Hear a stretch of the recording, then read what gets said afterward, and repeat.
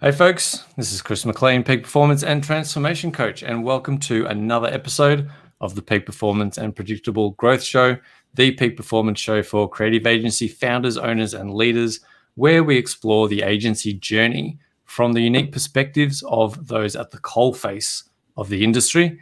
My guests help unlock and dissect strategies, tools, and tactics from the trenches that are working right now to help you grow and scale your business beyond 6 and even 7 figures. My guest in the studio today is Jeff Lovett from Summerhill Creative. And Jeff founded Summerhill in 2014, and they specialize in video marketing, web design, email, direct marketing, graphic design, and marketing consultation. Jeff, awesome to have you here. Thanks for joining me. Thank you very much. Thank you for inviting me to be on your program. Absolute pleasure. So take us through the Summerhill journey. I believe am I right to say that you started sort of in the video production side of things? Actually, I started in the broadcast side of things. Right. I had gone to college, University of Georgia, back in the mid 80s and had started out as I got a degree in television film production, but my dad owned a radio station and had not planned to work in the radio business, but he fell ill and asked me to come back home to Southern Georgia to help him out for a little while. And as things kind of progressed, I just stayed. My plan was to come back, help him out for a little while, and then go back into the field I'd studied for, which is television and film production. But, things never got beyond him. He had some heart issues and he never got well enough for me to leave the business. So I worked for most of my career in radio broadcasting. We owned a series of radio stations here in Georgia for a while, and he retired and passed away probably about 10 years ago.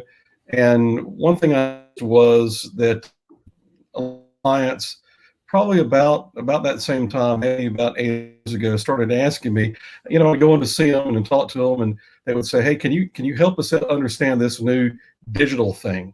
What is Facebook? How do I get, an ad, or how do I get noticed on Facebook? What is YouTube? Right.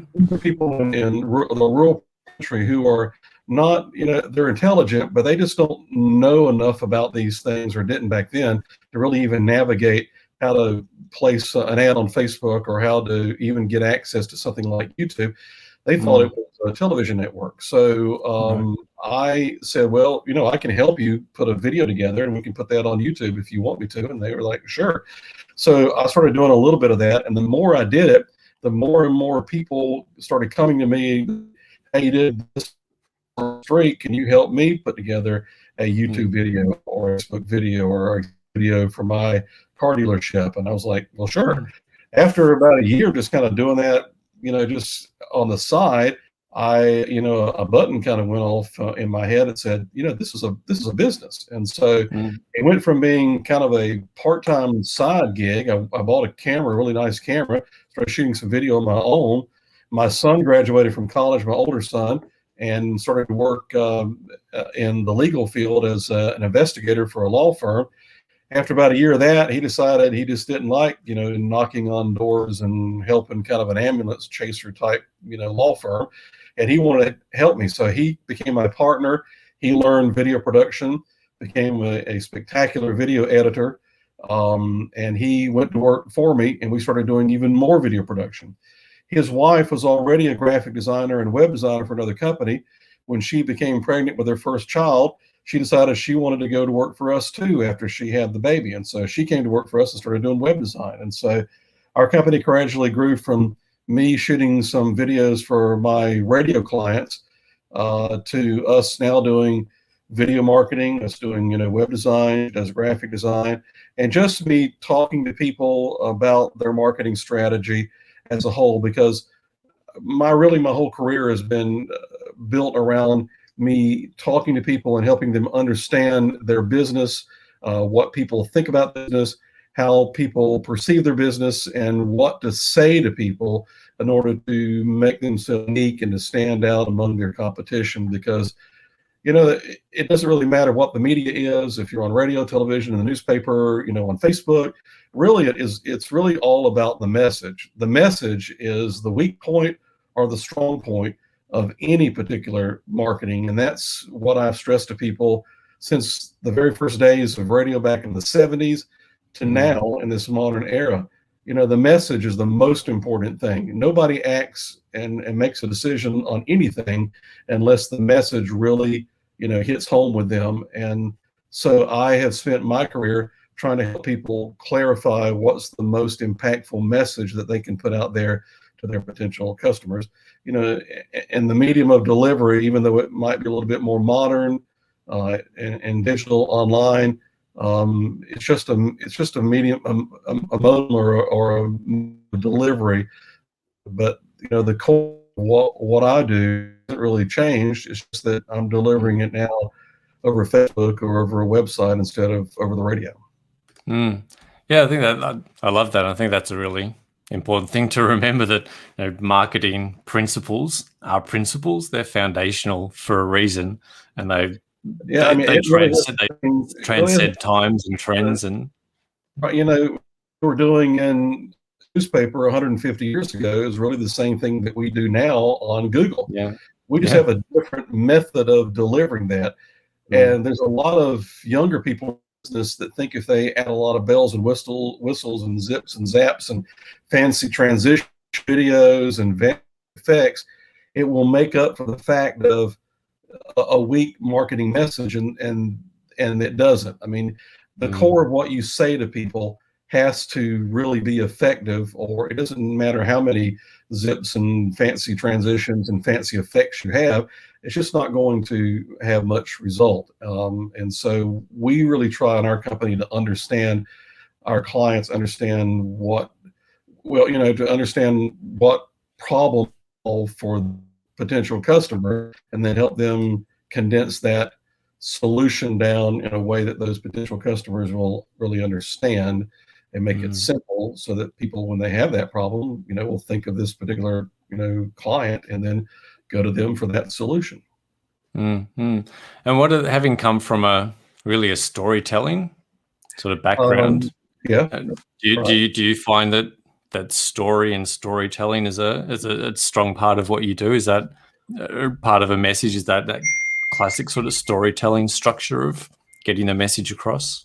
Well, people ask me what I do, and I do have a lot of people that ask me what I do because they don't really understand what I do. In fact, there was someone at my house this weekend.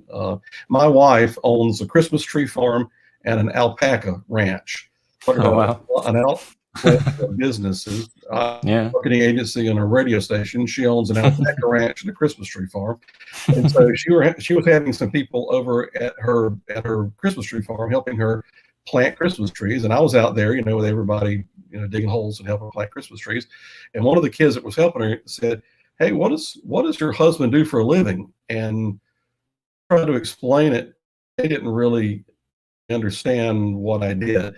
But when people ask me what I do, that is what I tell them. I tell stories that help people make some kind of an action. I tell stories that help people do something.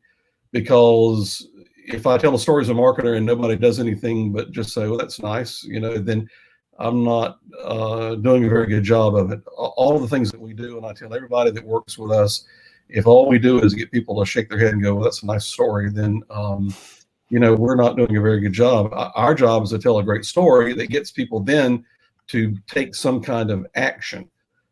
So I think that I'm first and foremost a storyteller, and I am because one of the things I did while I was in college was I was a drama minor, and I studied playwriting, and I have written 30-something plays. I've written 4 or 5 different novels. I've written a bunch of children's stories. I write a real popular kind of this day in the life kind of blog that's followed by a lot of people. I love to write, love to tell stories. And that also just helps in my professional career, because I look at everything as, here is a problem that people have, that our hero has. Here is the solution that we provide to him. Here's how everybody has, a happy ending and lives happily ever after, kind of a thing. So storytelling is ultimately very important. Yeah. Going back to that point, that's what I was actually going to ask you. What makes a compelling story? What are the components of a compelling marketing story? Well, I think the components of a compelling story is that the people that you're talking to can see themselves as one of the characters in the story. Ultimately, we want them to see themselves as kind of the hero of the story, the person that gets what they want.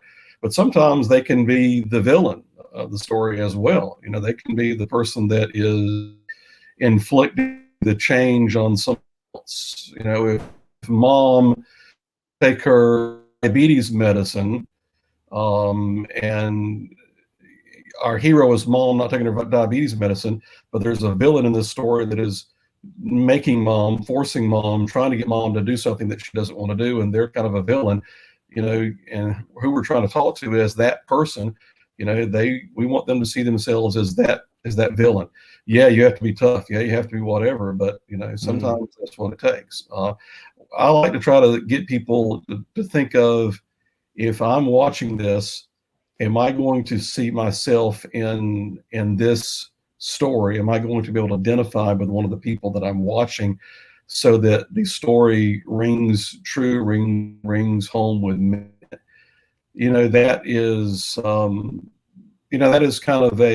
that's kind of one of the basis of all great literature, is that we see, when we read, a Christmas story, we read, Old Man and the Sea, we're really reading about ourselves through, human nature. We see that we have those same downfalls and the same things going on in our lives that we read about, in these characters. We see ourselves as Ebenezer Scrooge. We see ourselves, as Batman or whatever. Whatever that man. I don't know that Batman's really a book, but we see ourselves. We want to see ourselves as the hero or whoever is the main person in the story. So I think ultimately, as a marketer, I like to try to write things that people can see themselves. I'll give you an example. We're writing a commercial right now for one of our sponsors that's a jewelry store. And so I try to come up with an idea of a story to promote bridal, and the typical bridal commercial is, the guy holds up the ring, and holds the box up and proposes to the girl, and she says yes, and they kiss, and it's real soft and fuzzy, and the music swells and blah blah blah, and all the national brand commercial. I thought there's more to that. There's got to be some kind of something that brought these people together in the first place. Before he even asked her to marry him, there was something that brought them together, some kind of a common thing. And the idea that I got from that was, I read online that people that stay married are because they have some kind of a common interest or a common love. She likes, cooking, and he likes cooking as well. And so they share some kind of a common interest. So I thought, let's tell a story of two people that have a very common interest, and this common interest brought them together, and this common interest also brings them to the point where they get engaged and get married. And so I wrote a commercial where these two people meet in the park, and they have the exact same breed of dog. They ask each other, after they do, they look at each other. You've got this odd dog, and you've got this same odd dog. They meet back together in the park, so they're playing together, and it's based on the fact that my wife has two Labradoodle dogs. One is blonde and one is chocolate covered or black, and they're just very unusual dogs, and we're going to use them in the commercial, And so the story is, that's how the two people met, and they fall in love because of dogs. And at the end, tie the engagement ring on collar, and the dog runs and she takes off, and so it's will fall in. We kind of give it a backstory, and it makes it a little bit more interesting. There's a common interest to have, kind of a thing. So that's the way to tell the story without it being so cliche, I guess, maybe. Yeah, I like you're looking a bit deeper into that human connection, and particularly in a very digitized world. I'm sure someone is probably going to steal that idea, So as long as it's in the can already. Sure, yeah. Copyright 2021. So how do you find, you obviously work across media, across channels from video and web and print. How do you find the differences and sort of the subtleties in storytelling and telling stories across, when you've got video, obviously you've got multi-sensory, you've got sound and visual, and compared to the written word, or compared to, a compelling website, a compelling about page. How do you kind of work across mediums and make sure that you're telling that same story for a brand so that it maps across their different platforms? Well, we try to use images that are very similar. So if we are, working with a client and we're trying to make people become very aware of or with, then obviously we're using the same image on website, and we're using that same on those, and we might have the same photos and a brochure that we're creating for them, and we'll use some messaging for like Facebook header page and things like that.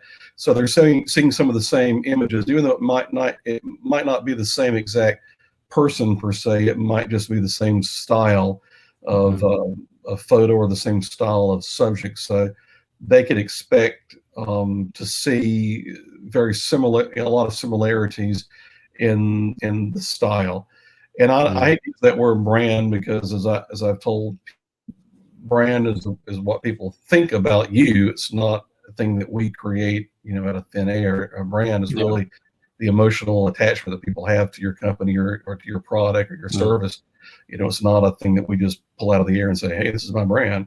We're trying to create a brand, which is, how people feel about Coca-Cola. You say Coca-Cola, certain, interior guttural feeling about that particular product. It takes a long, 100-something years for Coca-Cola to get to that point. So it's not something, I had a client the other day ask me, hey, can you create this brand for me? And I'm like, well, no, you can create a brand by the way that you treat people that do business with you. Because after a while, they'll feel about you the way that you want them to. But we try to have some branding across multiple platforms that all looks alike, sounds alike, the same music tracks, the same imaging, obviously the same logos. No different logo on a video that would be on a website, obviously. That's pretty basic. But we do all that kind of stuff. And when you deal with a volume of people that we have 100-something clients and we work all the time. It can be pretty daunting for a little company that four full-time people. That's all we have, and so it's pretty easy to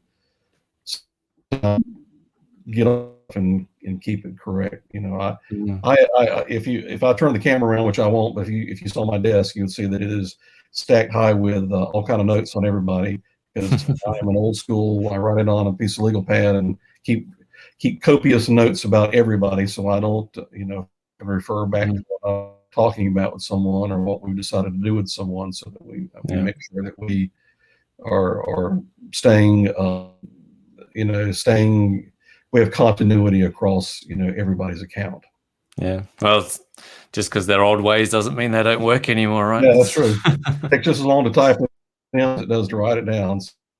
Yeah, true. Well, you use what works, right? If it's easier for you to write it down and that's how you organize things and it makes sense for you, then that's the way to go about it. Doesn't have to be one way or the other.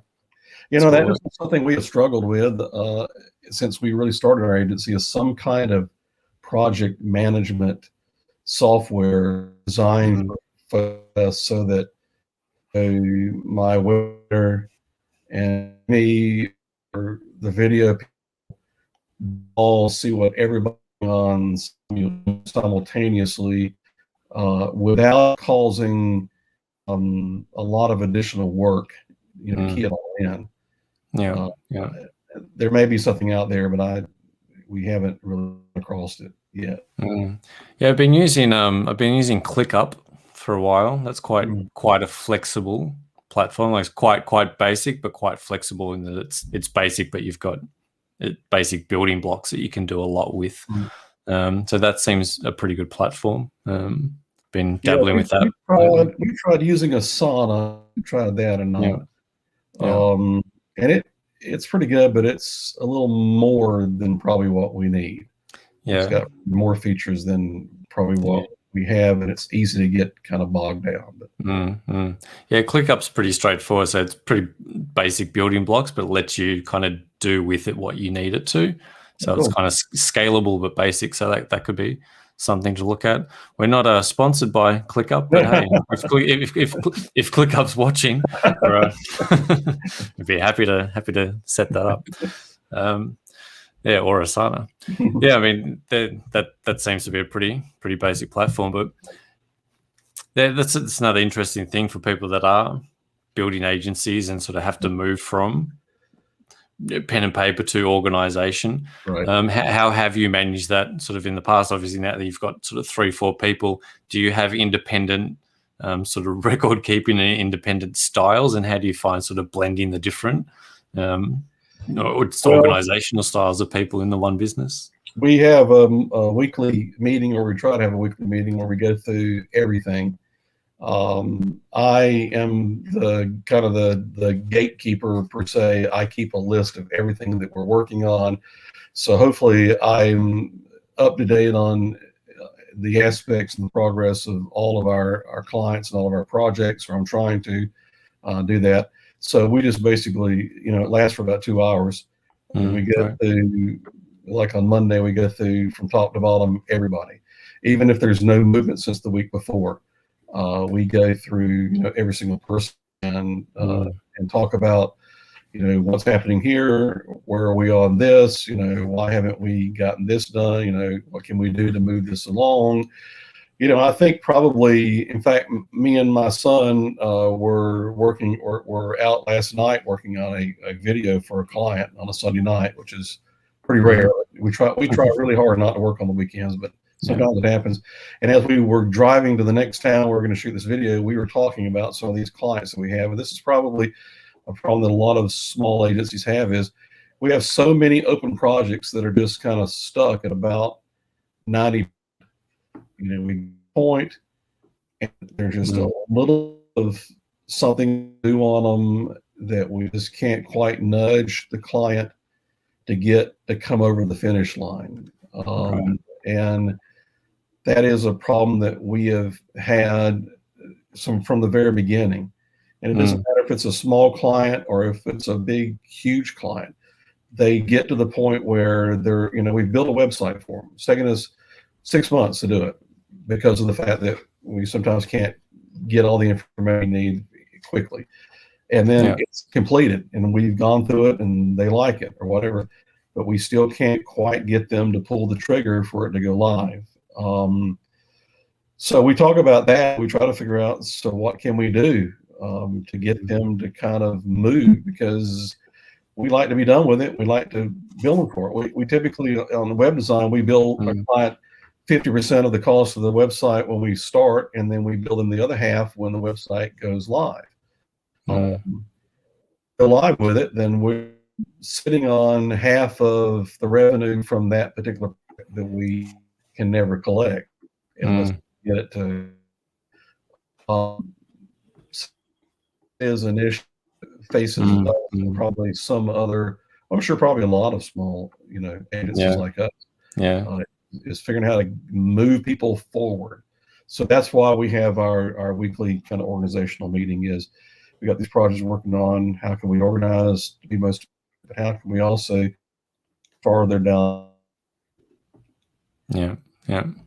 It's important to have those constant touch points and really understand where each client's at and what the next action step is to so move them down the line a bit and get them towards completion, hopefully. But it's probably a sticky problem. And if you're watching this and you've got an answer to it, feel free to drop a comment for Jeff down below on maybe you faced something similar and overcome it. I think that a lot of people are just afraid of the same website for 10 years, afraid of thing. There's just almost like a fear of going to go off this website that people are familiar with and move to this newer thing that's completely different. And I'm just a little afraid, it's almost like trading in the old car. I'm a little afraid of something brand new that I've never driven before. And they're just a little wary about, pulling the trigger. Fear of change. They don't really know how to operate everything. They don't really know where everything necessarily is. And so it's a little afraid, the change aspect of it. So, it's a massive part of the human condition, and it leaks into the business condition is fear of change, fear of moving out of sort of homeostasis into something that's maybe outside the comfort zone. But it's certainly an interesting problem, and hopefully you can find a solution to that. And I said we'll throw it open. I'm sure, as you said, other agencies have faced these similar issues, and if you have and you got a solve for it, drop a comment below and get in touch with Jeff and to let him know how you managed to get through it. If people want to find out more about you, Jeff, and get in touch and learn more about the great stuff you've talked about through storytelling, which I think is an incredibly important component in all types of marketing, is how to tell a story. Where's the best place? We've got a few connects on the screen there. Where's the best place for people to find you, connect with you? Go to our website, and there's a place there that you can send us an email, and it'll go to me, and we can then get in touch with you, and we'll be glad to talk to you. We get and one of the best, and I don't know if you've seen this trend with the people that you've talked to, but I've started to get a lot of leads off of LinkedIn. In the last 2 months, we've probably gotten maybe, I don't know, probably 5 or 6 leads for new clients from LinkedIn.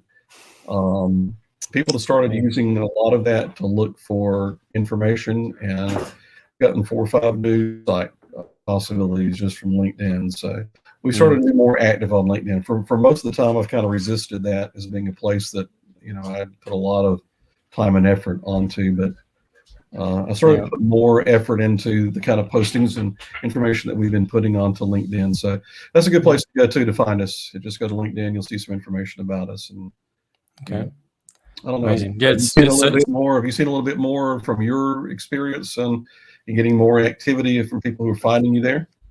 Yeah, I think LinkedIn's always been quite active, but I think because it's a more professional network, I think maybe there may be a shift where people are looking for a more professional network than Facebook and Instagram and these more maybe vanity platforms. So I think if you are a business and you're looking for that professional market, then LinkedIn certainly seems to be capturing that audience. And people on LinkedIn are expecting business opportunities. They're expecting business contacts to happen. So I think there's a bit of an openness there for hey, this is what I do. This is how I think I can help. Let's get in touch. So I think you're onto the right thing there. It's certainly a good platform for that professional level connection. Right. But anyway, just go to our website and you can give us check us out, see what we do. There's a lot of examples of both website and video production that we've done for other clients, and you can send us an email and we'll be more than happy to tell your story for you. Amazing. On that note, we will wrap. Thanks so much for coming on, Jeff. It's been an interesting walk down, bringing the old stuff back in. They say just because it's old doesn't mean it doesn't work anymore. Doesn't mean it's broke. The principles and foundations, they exist over time because they are timeless. So don't a lot of people starting up tend to overlook the old tried and tested stuff, but you can't go past storytelling. So please reach out to Jeff. As I said, comment below if you can sort of help us push through some of the challenges. Thanks for tuning in, and thanks for your time, Jeff. It's been great having a chat to you. Thanks for coming on. I'll look forward and all the best for 2021. And everyone that's been watching, thanks for tuning in, and we'll catch you on the next episode. Cheers.